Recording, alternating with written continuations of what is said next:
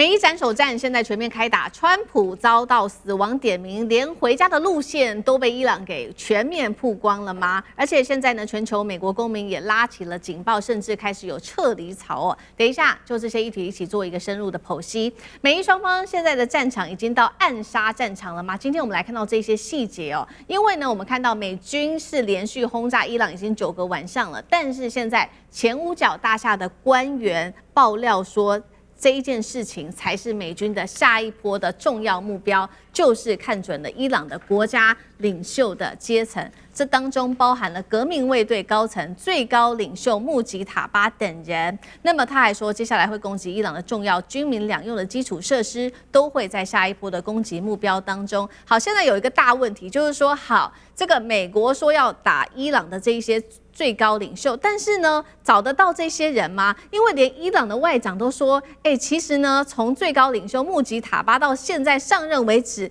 他竟然都還沒有看過他，那麼也從來沒有看過他在公開場合露面過。所有關於這些要傳遞的訊息，都是透過一個中間人來去傳遞的。那我們也看到以色列的防長先前曾經說過，他要斬首穆吉塔巴的父親，也就是哈米尼的原因，是因为他主導了摧毀以色列的計劃，所以接下來他們也會要來鎖定穆吉塔巴。但是真的有那麼容易找到嗎？我們等一下也會來持續的做一個解析。那麼美國這一次也發動了說他要斬首伊朗，同樣的他也說他要做打擊。那麼發布的最新一支影片的標題叫做在哪裡殺掉川普呢？好，這當中也標明了說他們要找到川普的路線，包括他往返海湖山莊啊，還有他出入大樓的路線，甚至分析說在哪一些地點攻擊川普可能會是最可行的。那麼這邊也做了一個統計，4年之內他3度的恐嚇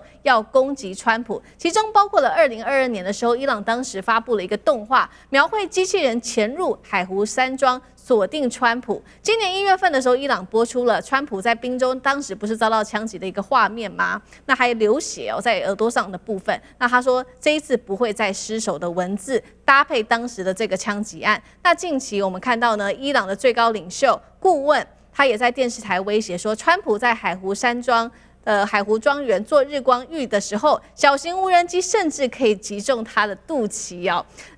再來我們看到川普怎麼說，他說你如果真的敢暗殺我的話，我們會進行前所未有大規模的一場轟炸行動。楊老師怎麼看？伊朗真的做得到嗎？現在雙方啊，美國跟伊朗在玩這種相互暗殺的威脅。那我覺得第一點啊，沒有別的招了。就是戰場上的這種消耗戰呢，大概無法立即的短期的取得任何一個就是決定性的勝利，所以呢，暗殺就變成一個可以試的一招。那第二個，我覺得是用恐懼來去讓對方的決策退縮，或者是呢多一層壓力。那尤其是對伊朗這方面，你說到底誰暗殺誰比較容易？如果我們看2月28號那一天的話，沒有錯，以色列、美國的情報，不管是摩薩德和 CIA 對於伊朗的滲透，簡直像是個篩子一樣，那造成了49名伊朗高層的，就是這個暗殺。那可是川普也不安全啊！你以為美國還少孤狼型的這種，就是說攻擊嗎？這不一定是支持伊朗，他可能就是討厭川普啊。所以這其實是為什麼伊朗這個川普去開北約高峰會的時候，後來還要換個飛機，因為新的飛機根本沒有任何的安全的這種裝備措施，所以他們也在擔心的。那我覺得第三點就是什麼呢？那第三點就是說，他其實要嚴防內鬼，尤其是在伊朗這方面。為什麼穆吉塔巴現在大家都看不到？有人說啊，他可能真的受傷了；有人說他可能真的是這種顏面受損啊，還是什麼這個等等之類，各種都說出來。但是我覺得他根本就是沒有辦法去信任任何，即使是伊朗政府裡面的人。那不如他自己等於是在這個戰爭還沒有真正取得他們覺得可有效的這種勝利之前，先把自己給就是保護好。那這種內鬼呢，我覺得其實現在在伊朗，你不要看，我覺得還是潛伏的應該蠻多的。所以我覺得雙方的這種相互的這種暗殺沒有招了，然後施加恐怖。然後呢，這個恐怖真的是要嚴防內鬼，它可能真的會出現。好，那尚志哥怎麼看呢？好，我們首先看美國殺不殺得了那個穆吉塔巴？我覺得很難。一方面他沒有露面哈，要知道其實當時在殺他爸爸的時候，他也在場啊，他是沒被殺死而已。那除了穆吉塔巴現在行蹤神秘之外，大家不要忘了，從今年3月到5月底6月初的時候，伊朗對於內部的整個所有的間諜清除了6500多人啊。其中也包括美國本身 CIA 系統，而且在轟炸美軍基地的當中，有轟炸掉很多 CIA 在波灣地區的這些包括總部跟控制的這個區域哦。所以這裡頭其實伊朗有他的這個思路，而且他要殺川普，還不如先殺納坦雅胡嘞。如果你納坦雅胡都殺不了，特別是在7月17號，我們都知道以色列剛剛國會就是他的議會。剛剛解散，要準備迎接接下來的選舉，所以納坦雅胡現在是個看守內閣。為什麼最近以色列沒有太多動作？原因就在此啊。所以那到底能不能殺川普？川普已經在美國被謀殺好多次，你以為他的維安系統是吃素的？他的維安當然很強啊，還包括所有的，包括空域或等等的之類的，所以不是小貓咪啦。但是伊朗可能會攻擊什麼？伊朗其實在這一次前幾天已經宣布，他們要攻擊所有川普在波灣地區所有的財產。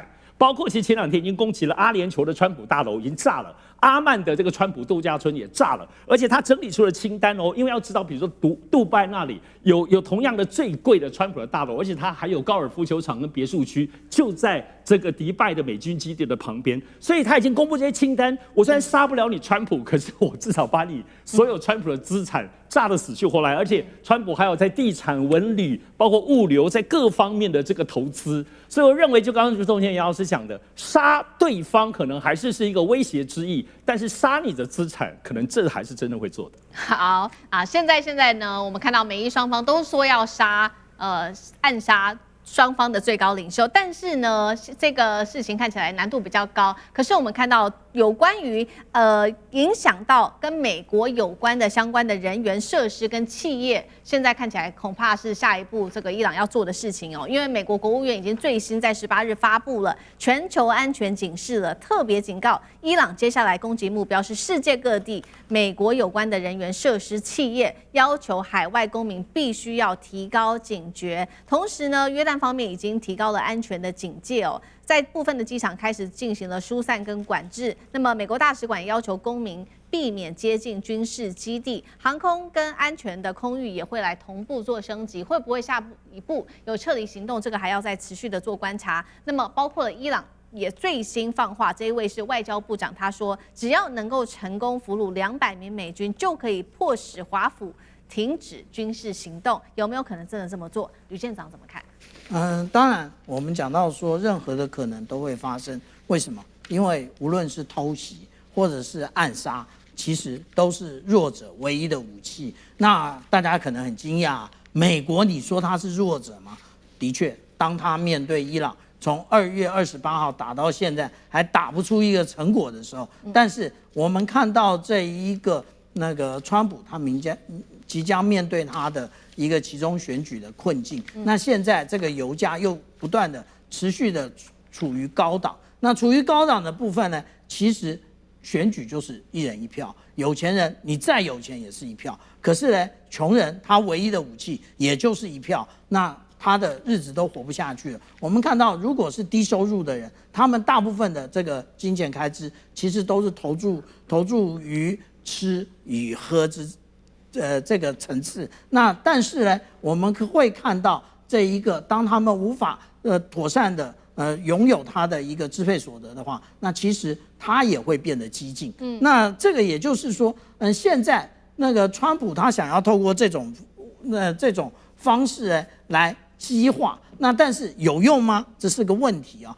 我們看看美國自己的問題吧。在他選舉的時候，我們就看到了，無論是競選，就是他在那邊 fight， 直接打到耳朵的那一次，然後還有在海湖莊園，其實他也曾經被埋伏的那個槍手那個即將攻擊，但是呢，那一次因為他的一個隨扈那個警覺性很高，早就發現了，那是第2次。但他上任的時候，我們就看到今年4月哦，白宮這個記者的晚宴上面，竟然范斯副總統以及川普總統都被那個直接的疏散。為什麼？因為就是有槍手直接要衝進會場嘛。對，代表什麼？代表其實想要擊殺這一個川普的人其實是比較多的。那這一個部分呢，會讓他的一個密情局其實防不勝防，這個才是真正的問題。那至於說呢，這一個我們看到為什麼現在穆吉塔巴他行蹤成謎，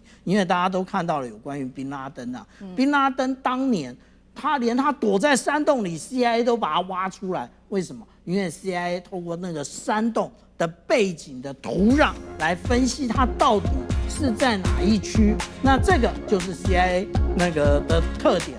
所以穆吉塔巴聰明的地方也就在這裡，我完全不露臉，然後呢，你根本不知道我。